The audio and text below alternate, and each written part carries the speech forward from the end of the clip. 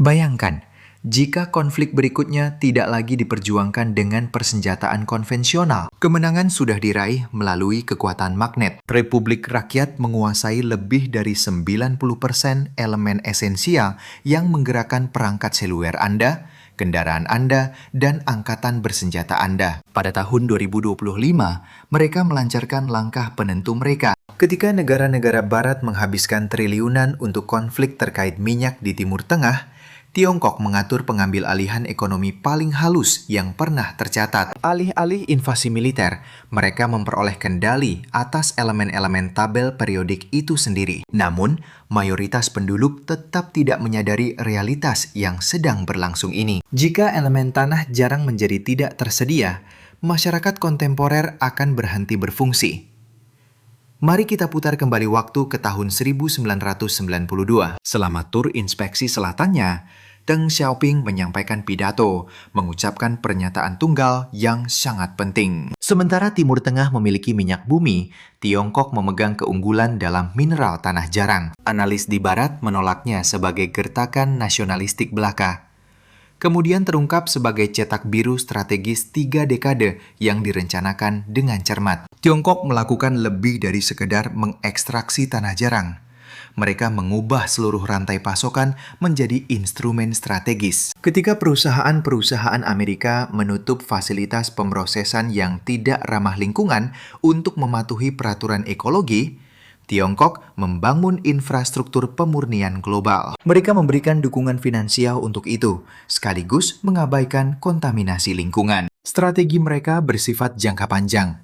Pada tahun 2010, Tiongkok telah mengamankan kendali atas 70% ekstraksi tanah jarang dunia. Namun, aspek yang benar-benar mengkhawatirkan adalah ini.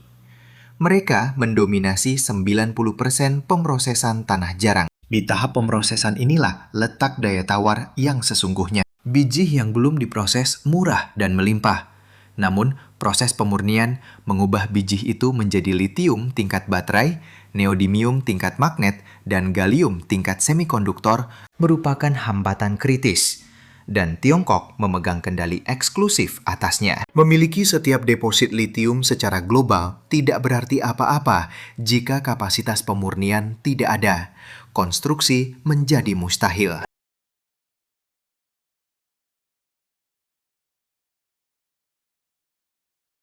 Tanpa ini, kendaraan listrik tak dapat diproduksi. Turbin angin tetap tak bisa dibuat. Bahkan jet tempur F-35 yang canggih pun tak bisa dirakit. Tiongkok secara efektif telah mendirikan gerbang tol global, memaksa setiap ekonomi maju untuk membayar upeti. Mari kita melangkah maju ke bulan Desember 2023. Beijing kemudian melarang ekspor teknologi pemisahan tanah jarang, bukan hanya bahan mentahnya, melainkan keahlian tak tergantikan yang diperlukan untuk pemrosesannya. Pemerintah Barat secara mengejutkan menunjukkan kesadaran yang sangat minim. Selanjutnya, pada April 2025, Tiongkok memberlakukan pembatasan ekspor yang ketat terhadap 7 elemen tanah jarang spesifik yang ditujukan untuk Amerika Serikat, sekaligus mewajibkan perizinan bagi semua penerima internasional lainnya. Dalam waktu 1 bulan saja, pengiriman magnet global anjlok 74%. Produsen otomotif terpaksa menangguhkan produksi kendaraan listrik. Produsen turbin angin mati-matian mencari inventaris yang ada. Kontraktor pertahanan dihadapkan pada kenyataan pahit bahwa sistem senjata krusial mereka, rudal, susunan radar, dan jet tempur secara efektif terikat pada kendali Tiongkok. Namun, situasi ini meningkat menjadi sesuatu yang benar-benar Orwellian. Menjelang Oktober Hangan 2 Tiongkok mengumumkan pengumuman 61 yang menetapkan bahwa setiap produk yang mengandung sekecil 0,1% tanah jarang asal Tiongkok atau diproduksi pada tahap manapun menggunakan teknologi Tiongkok akan memerlukan izin ekspor dari pemerintah Tiongkok. Bayangkan implikasinya. Produsen magnet Jepang yang menggunakan dysprosium yang awalnya diproses di Tiongkok, kini membutuhkan otorisasi eksplisit dari Beijing untuk menjual magnet jadi tersebut kepada produsen otomotif Jerman. Tiongkok dengan demikian telah menegaskan yurisdiksi ekstrateritorial atas keseluruhan rantai pasok global. Namun, dampak-dampak ini semakin mendalam. Setiap perusahaan yang menunjukkan afiliasi dengan entitas militer asing akan secara otomatis menghadapi penolakan izin. Ini secara efektif memutus basis industri pertahanan Amerika Serikat. Sebagai contoh, satu jet tempur F-35 membutuhkan 418 kg elemen tanah jarang.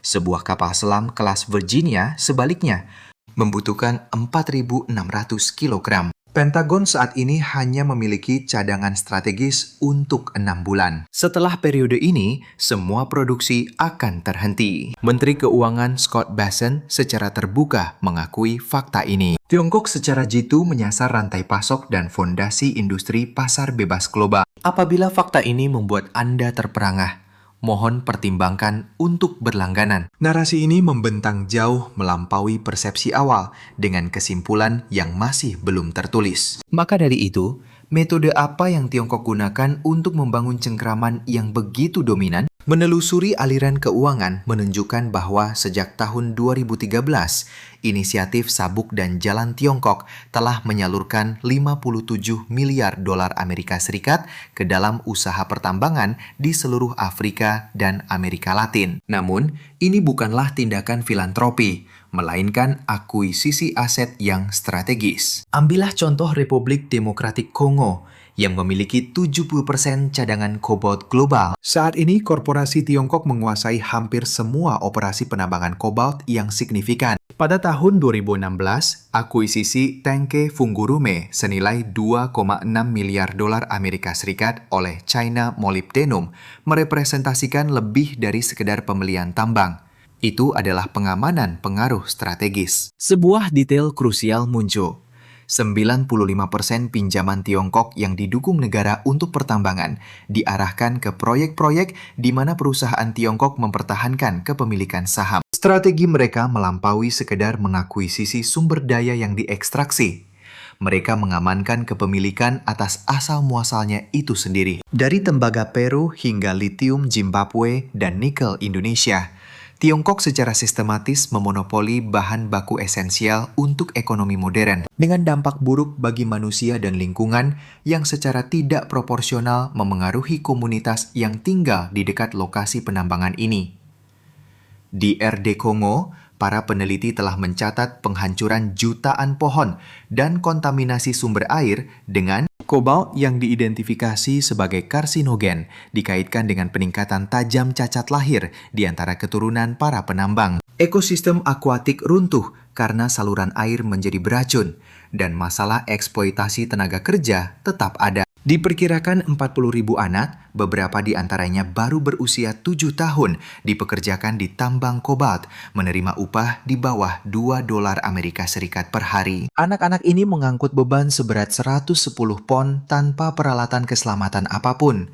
Menghirup debu yang terkontaminasi logam berat menyebabkan kerusakan paru-paru yang tidak dapat diperbaiki. Departemen Tenaga Kerja AISEKAN menemukan kasus-kasus kerja paksa dengan pekerja yang diperdagangkan oleh kelompok bersenjata dibayar 41% di bawah upah minimum dan mengalami prevalensi penyakit melebihi 70%. Rantai pasok inilah yang menopang produksi Tesla Anda, iPhone Anda, dan pergeseran yang lebih luas menuju energi bersih. Di dalam segitiga litium Amerika Selatan yang meliputi Chili, Argentina, dan Bolivia, sebuah krisis yang nyata dan mengerikan tengah terkuak. Proses penambangan 1 ton litium saja membutuhkan konsumsi 2 juta liter air. Di Gurun Atacama, yang dikenal sebagai salah satu wilayah paling kering di muka bumi, operasi penambangan litium telah menguras 65% sumber daya air asli. Masyarakat adat setempat menyaksikan laguna mereka lenyap, hasil pertanian mereka musnah, dan ternak mereka mati. Kehancuran ini terjadi utamanya demi memungkinkan konsumen barat mengoperasikan kendaraan listrik dan mempertahankan citra pengelolaan lingkungan yang lestari. Beban ekologis dari transformasi hijau ini secara tidak proporsional menimpa komunitas termiskin di dunia, dengan Tiongkok secara strategis memposisikan diri sebagai perantara yang meraup keuntungan di setiap tahapan. Mari kita telaah realitas kuantitatif yang mencolok ini. Badan Energi Internasional memproyeksikan peningkatan 2 kali lipat dalam permintaan mineral kritis pada tahun 2040, dengan asumsi lintasan kebijakan saat ini terus berlanjut. Jika skenario iklim yang lebih ambisius terwujud, permintaan ini bisa meningkat 3 kali lipat. Secara spesifik, kebutuhan litium mungkin melonjak 4 kali lipat pada tahun 2030. Bersamaan dengan itu, permintaan kobal, nikel, dan grafit juga diperkirakan akan meningkat secara substansial. Sebuah kendaraan listrik membutuhkan 6 kali volume mineral kritis dibandingkan dengan mobil bertenaga bensin konvensional. Satu unit baterai 60 kWh saja mengandung 185 kg berbagai mineral, terdiri dari 52 kg grafit, 30 kg nikel, dan 20 kg kobalt. Penjualan kendaraan listrik di seluruh dunia diperkirakan mencapai 35 juta unit pada tahun 2030, sebuah peningkatan signifikan dari 10 juta yang tercatat pada tahun 2023. Renungkanlah implikasi dari angka-angka ini. Ini berarti miliaran ton biji mentah yang membutuhkan ekstraksi, pemurnian, dan pemrosesan dalam kurun waktu 6 tahun ke depan. Namun, sebuah tantangan krusial mulai terkuak. Kendala utama tidak terletak pada fase penambangan, melainkan pada tahapan pemrosesan selanjutnya. Membangun fasilitas pemurnian litium membutuhkan investasi 500 juta dolar dan biasanya memakan waktu pengembangan 5 hingga 10 tahun. Untuk fasilitas pemisahan tanah jarang, jangka waktunya lebih panjang dan kompleksitas operasionalnya jauh lebih besar. Fasilitas baru apapun yang diumumkan saat ini kemungkinan besar tidak akan mencapai kapasitas operasional penuh sebelum tahun 2028-2030 paling cepat. Pada saat alternatif barat mulai beroperasi, Tiongkok akan semakin mengukuhkan dominasi pasarnya atau memaksa negara-negara barat ke dalam keadaan kompromi yang berkelanjutan. Periode krusial antara tahun 2025 hingga 2035 menandai puncak daya tawar strategis Tiongkok, sebuah jendela peluang yang kini kian menyempit. Menilik kondisi ini, respons strategis apa sajakah yang kini dikerahkan oleh negara-negara barat? Amerika Serikat, tanpa ragu, telah merangkul kerangka kebijakan industri yang komprehensif. Di bawah pemerintahan Trump, investasi signifikan sebesar 1 miliar dolar digelontorkan sebagai kepemilikan saham di perusahaan pertambangan, menandakan kepemilikan langsung, bukan sekedar pinjaman. MP Materials berhasil mendapatkan alokasi dana sebesar 400 juta dolar. Vulcan Elements diberikan pendanaan sebesar 670 juta dolar. Lithium Americas berhasil mengubah pinjaman 2,2 miliar dolar menjadi kepemilikan saham langsung pemerintah, sebuah langkah yang mengubah struktur keuangannya. Manuver keuangan strategis semacam ini belum pernah terjadi sebelumnya dalam sejarah. Dengan demikian, pemerintah Amerika Serikat telah menjadi pemegang saham langsung dalam unsur-unsur fundamental tabel periodik. Bersamaan dengan itu, Eropa memberlakukan Undang-Undang Bahan Baku Kritis, sebuah inisiatif legislatif yang dirancang untuk mengurangi ketergantungan berlebihan pada satu negara saja untuk sumber daya esensial. Dengan target 65% pada tahun 2030, benua ini secara aktif mendukung usaha pertambangan di seluruh Greenland, Swedia, dan Finlandia. Strategi mereka mencakup promosi agresif, inisiatif daur ulang, substitusi material, dan pengembangan komposisi kimia baru. Namun, realitas pahitnya menunjukkan bahwa bahkan dengan upaya maksimal yang terkoordinasi, kapasitas pemrosesan alternatif yang diperlukan tidak akan mencapai skala operasional yang signifikan sebelum kerangka waktu 2028-2032. Pencapaian kapabilitas operasional penuh diproyeksikan akan terjadi antara tahun 2035 dan 2040. Kontrol ekspor Tiongkok sudah aktif diberlakukan, menciptakan ketidakselarasan waktu yang krusial dengan garis waktu yang diproyeksikan ini. Meskipun daur ulang menyajikan solusi jangka panjang yang menarik, keterlambatan operasionalnya yang inheren selama 10-15 tahun berarti tidak dapat mengatasi kebutuhan mendesak, karena kita tidak bisa mengambil kembali material dari produk yang belum ada. Akibatnya, pada tahun 2030, kontribusi dari upaya daur ulang akan tetap dapat diabaikan. Substitusi material Meskipun secara konseptual menjanjikan, memerlukan siklus multitahun yang panjang untuk pengembangan komprehensif, pengujian ketat, dan penskalaan industri berikutnya. Meskipun teknologi baterai bebas kobalt mulai bermunculan, kesiapan mereka saat ini untuk aplikasi universal masih terbatas. Lebih jauh lagi, untuk motor berkinerja tinggi yang membutuhkan magnet tanah jarang, belum ada pengganti yang benar-benar layak saat ini. Kebenaran yang tak terbantahkan adalah bahwa setiap resolusi teknologi secara inheren terikat waktu. Dan waktu adalah justru sumber daya krusial yang saat ini kurang dimiliki oleh ekonomi barat. Mari kita perluas cakrawala pandang kita. Bisakah negara-negara barat benar-benar melepaskan diri dari ketergantungan ini? Kebenaran yang tidak menyenangkan adalah mungkin tidak sepenuhnya. Keunggulan Tiongkok bersifat abadi. Bahkan dengan investasi barat yang maksimal sekalipun, pemurnian logam tanah jarang berat akan tetap di bawah dominasi Tiongkok setidaknya hingga tahun 2035. Pengetahuan teknis khusus yang oleh para pelaku industri disebut seni gelap tidak dapat direkayasa balik dalam waktu singkat. Pembatasan Tiongkok sangatlah presisi. Mereka dapat menargetkan material tertentu, produk khusus, dan negara-negara individual, memaksimalkan daya tawar mereka sambil meminimalkan kerugian yang ditimbulkan sendiri. Lebih jauh lagi, strategi Tiongkok sangatlah canggih.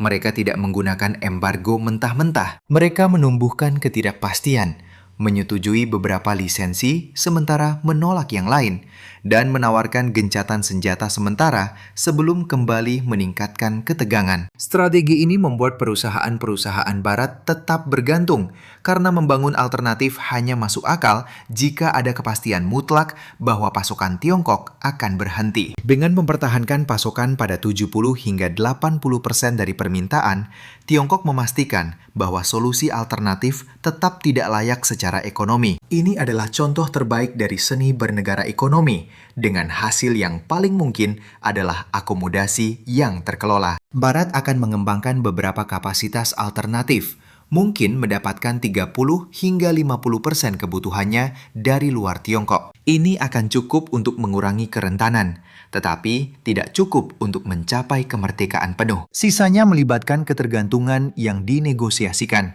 membutuhkan pertukaran, transfer teknologi, dan konsesi geopolitik. Transisi ke energi terbarukan yang dimaksudkan untuk membebaskan Barat dari minyak Timur Tengah justru telah menciptakan ketergantungan pada satu negara dengan kontrol yang lebih terkonsentrasi daripada yang pernah dimiliki OPEC. Jadi, inilah posisi kita saat ini. Tiongkok menghabiskan 3 dekade membangun dominasi yang tak tertandingi atas material-material esensial untuk kehidupan modern. Mereka mencapai ini sementara Barat sibuk dengan hal lain. Mereka melakukannya dengan kejelasan yang kejam dan dengan mengalihkan biaya lingkungan dan kemanusiaan kepada komunitas termiskin di dunia. Kini, mereka sedang menggunakan kekuatan itu. Perang tak terlihat itu tidak sedang mendekat. Ia sudah dimulai. Dan konflik ini tidak diperjuangkan dengan rudal. Pergulatan ini terhampar di bentangan rumit rantai pasok, kapasitas pengolahan, dan perizinan yang kerap memberatkan. Sebuah cerminan tantangan ekonomi lintas zaman. Negara-negara Barat kini dihadapkan pada tenggat waktu yang sempit, mungkin hanya 1 dekade untuk merajut alternatif yang kokoh, sebuah manuver strategis yang menentukan arah ekonomi mereka. Namun, bahkan upaya paling gigih sekalipun takkan mampu mencabut akar ketergantungan ini. Ia hanya akan mengecilkan cakupannya, sebuah realitas pahit dalam dinamika pasar global. Pertanyaan krusial bukanlah apakah Barat dapat memenangkan pertarungan ini, melainkan apakah mereka sanggup bertahan tanpa menggadaikan kedaulatan ekonominya, sebuah ujian fundamental bagi kemandirian bangsa. Dan jarum jam terus berputar, mengikis waktu yang tersisa. Sebuah desakan yang tak bisa diabaikan dalam kalkulasi strategis. Jika Anda telah menyimak ulasan ini hingga tuntas, sudilah kiranya meninggalkan jejak pemikiran Anda di kolom komentar. Manakah yang lebih mengkhawatirkan? Dominasi Tiongkok yang mutlak atas elemen tanah jarang, ataukah bencana lingkungan yang menjadi tumbal dari kendali tersebut? Sebuah dilema etis dan ekonomis yang mendalam. Dan untuk telaah lebih mendalam mengenai konflik-konflik terselubung yang membentuk ulang dinamika global, pastikan Anda berlangganan kanal ini. Platform ini didedikasikan untuk menyingkap kebenaran yang kerap luput dari sorotan media arus utama. Sebuah upaya pencerahan di tengah kabut informasi. Saya menantikan perbincangan kita selanjutnya untuk terus mengurai benang kusut sejarah dan ekonomi.